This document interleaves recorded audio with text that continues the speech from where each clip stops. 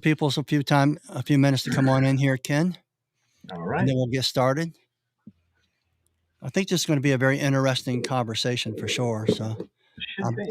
I'm actually looking forward to it myself, Ken. Oh yeah. I Yep, just I hope it goes over good. Yep. I think it will. I think it will. I mean, listen, any Mhm. information is good information. Yeah. Not only top of that, the more you learn, the more you earn. I Mhm. always say that. So Better learn not what to do than get busted doing it. true that, right? Mhm. So George, can you check and make sure it went live everywhere too? Good, good. George's going to pull it up on his end. We'll give it about, I use about 2 minutes, 3 minutes, something like that. Ken will go and get started, but give some people to come in here. The numbers starting to come up right now. Okay, super. How's the sound? Sound check. Sounds good. I can hear from over here. So we're going to be breaking down VLM versus hot water extraction. We're going to really go into the science of it. So I'm looking forward to that myself, Ken. We've had some conversations in the past, and the numbers are starting to pop up right now. And we also have a chat box over here. And anyone who wants to make a comment, we'll have a question and answer session at the end. And apparently, Ken has some dogs, I guess, huh? Yeah. I got 5 German shepherds. Whoa, that's a handful Yeah. right there for sure. Mhm. Yeah. 2 puppies. One, Ken? Yep. Yeah, just make sure you talk up a little louder, Ken. That's You what got it. George was saying. So kind of hold your volume up. Mhm. Appreciate everybody coming in here. 5 German Shepherds? Yes. Hey, that's a handful, my friend. I got land. I heard that. True that. Yeah, yes, you do. Look forward to coming down there visiting you guys. We're going to Florida next month, by the way. Oh, you'll love it. I know. I always love Florida. And look forward to I got seeing a you nice guys too. steak for you. I raise my own beef. Do you really? I didn't know you raised Oh your yeah. own beef. Oh yeah. Man, Just got hey, talking my five, language now. just got 500 pounds of meat in last week. Woo, I split it with my buddy. that's beast right there. That's That's a beast. beast. That's a beast. So welcome everyone. We're going to get started here in about 30 seconds. Yep. We're going to be really breaking down VLM and hot water extraction and the pros and cons of each. We're going to have Ken Jordan with us tonight, which is going to be quite a treat.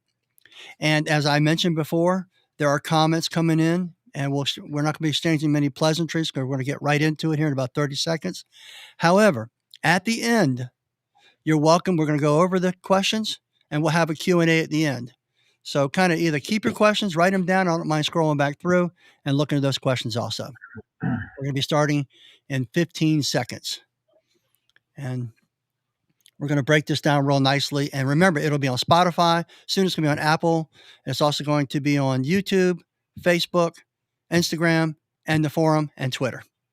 All right. Well, here goes. Ken, welcome to the Rob Allen Unchained podcast. Thank you. Nice to have you. I think it'd be best, Ken, if we start off. I'd like to know what your credentials are. I've already kind of mentioned a little bit in the description, but I'd like to hear it from you so the audience can hear it also. Go ahead. I am an IICRC certified triple master since 1994. I'm a senior flooring inspector. I do expert witness work. I've also got a bachelor's degree in finance and marketing. So those are my credentials. And didn't you say you're an inspector also? Yeah, I'm a licensed flooring inspector. I'm non-practicing because they would just keep me so overwhelmed. But Right. I learned a lot of this stuff when I was practicing, and I've been in court over these issues, and I've had to testify. And you got pictures of actual reports. You've got pictures of something that was actually used in court. I cannot mention cases. I cannot mention who they are, but we can learn from the pros and cons of everything. Right. So That's what I. explain exactly what an inspector is. I mean, everybody knows what a cleaner is. They know what a restorer is.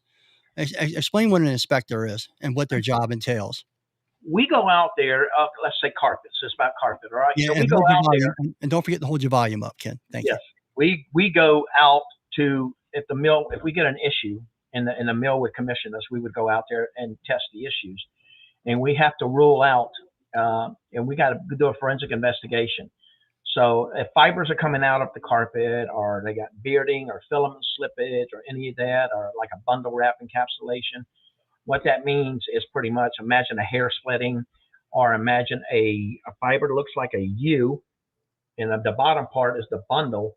Imagine that comes loose. Okay. So we do what's called a tough bind test, where we hook a gauge and we pull on it, and it has to pull at 1.5 inches to pass. If it pulls at 1.5 inches, it fails, and that's a warranty defect. So Okay. what is your objective? Are you representing the mills? Are you representing the cleaner, or which? Or are you neutral? Me, I'm neutral. Okay, just like water damage, we represent the insured, but I'm neutral. I'm just there to gather forensic evidence and present it. All right. And then the mills and all of that, they'll make their determination. And if it goes to court, it's just like if you get arrested, the cop doesn't try you, you go in the court. Yes. True. Good Right. point. Good point. Mm-hmm. Well, that's a pretty extensive background there, Ken. Plus, you own your own cleaning and restoration company in Florida, correct? I'm a first gen. I started it, so to all your first gen guys out there, you know how it is. Exactly. I bootstrap from nothing, my friend. I totally understand. We're old school, baby.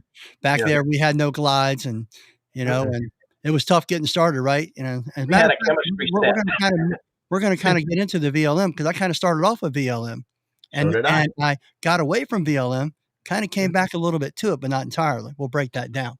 All right. First thing I'd like to ask you, Ken, would you break down the definition of clean? Coincide with what I tell you is do some research, write this down. Dr. Michael Berry was commissioned with the definition of clean by the U.S. government.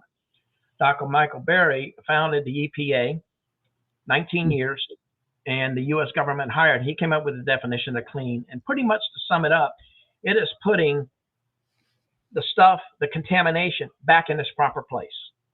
It is removing contamination, okay, that has contaminated a textile or our surface or anything, and putting it back in its proper place. So getting rid of it. Okay. So we in the industry are good at breaking stuff down and all of this, but we have difficulty sometimes removing it, and removing it is the extraction. And it can either be rinsed or it can be vacuumed, depending on the procedure. Well, that's too funny you mentioned extraction. That's the next question I'm going to ask you. Yeah. Would you define HWE or hot water extraction? Hot water extraction is basically that. You are rinsing with hot water. A solvent, okay, is superior at rinsing. All right. There's science all over the place that proves that. You can get into the CRI studies, and I know that is, got some people going in all different directions and stuff like that.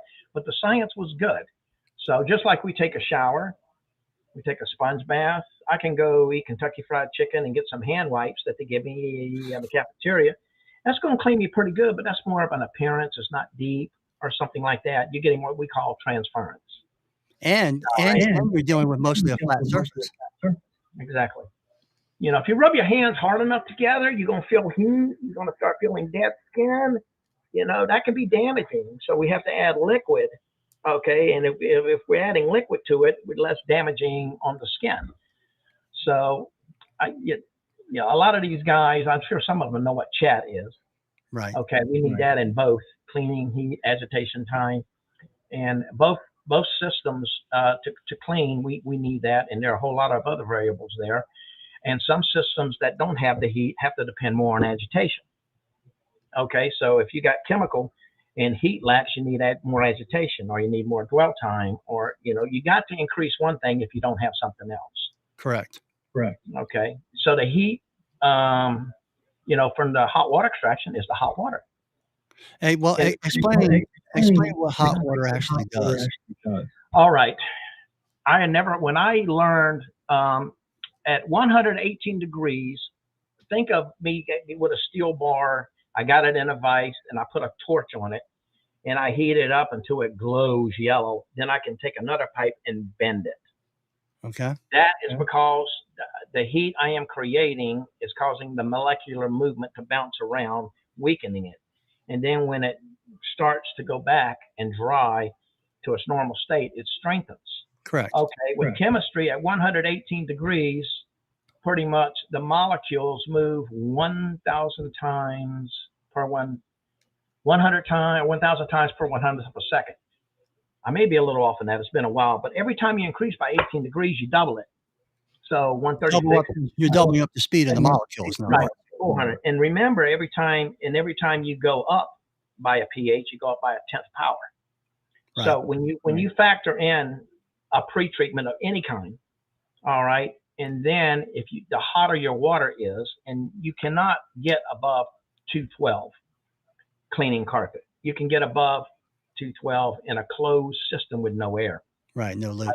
Your truck tells you 260. Right. But when you actually get to the end of the wand, depending on how high the jet is from the carpet, you drop 30 degrees as soon as it drops out of the wand. Plus, you got time and distance from your hoses and stuff.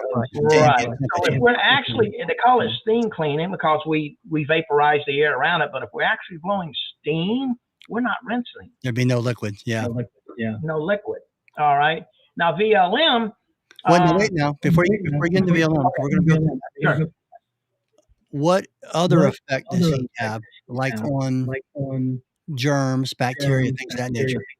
Heat sanitizes.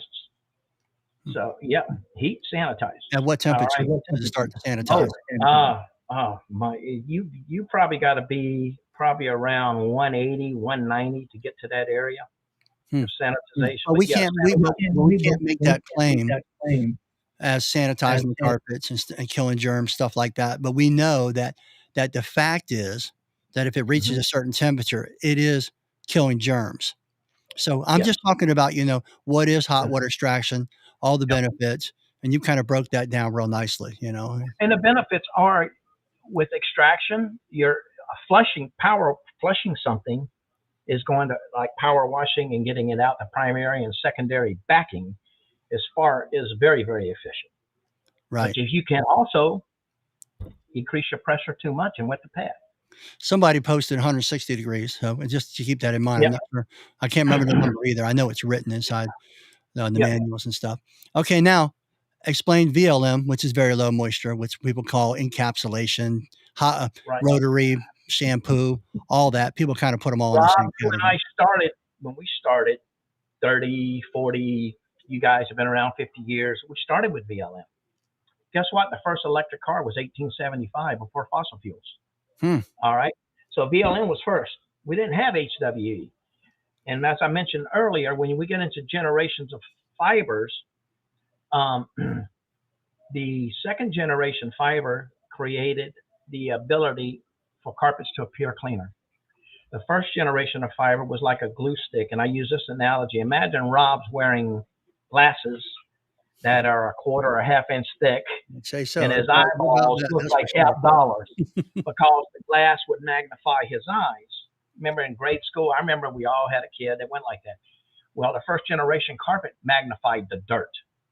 So every time they shampooed it or whatever, you could see the dirt. So they had to come up with You're saying the first generation carpet magnified the dirt? Yes. Even after you cleaned it? Exactly. And it kept coming back. Well, because all we did was rearrange it. True, just moving it around. We're just moving around. Now, with a trilobial fiber, second generation, which you'll see earlier, and those who don't have a picture, you got to visualize a triangle. You want me to pull that up, Ken? I don't mind pulling it up. Good, keep talking. Visualize the triangle. You got to visualize a triangle with the sides caved in, curved in, and that hides the dirt.